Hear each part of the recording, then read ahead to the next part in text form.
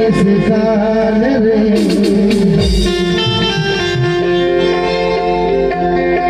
हमार जनपद सरस वाले साधु बताई थे वो ऐसे फूला रे रे चिंता घर करवे तो रोज गोठिया पर मैं हाथ समय निकाल ले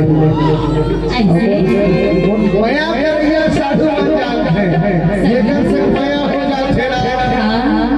अब वो समय ले जाते अगले बार बात करें सही बात है अरे बात है क्या बात है हां हां हां कह देना हरि आही मेरे सिर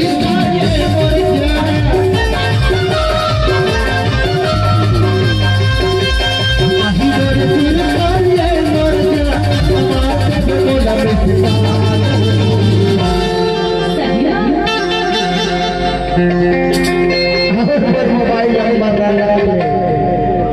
मोर पर्सनल नंबर रखले के मन तेरी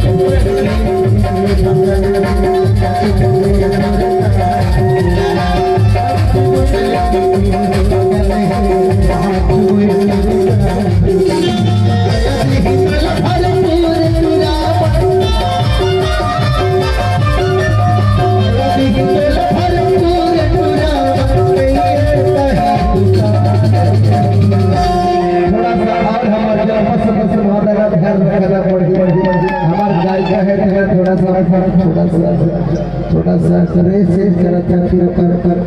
झाड़ अच्छी वाले गाना चाहिए लेकिन अगर मैं पहली बार कहना चाहूँगा अरे क्या कहना चाहते हैं हर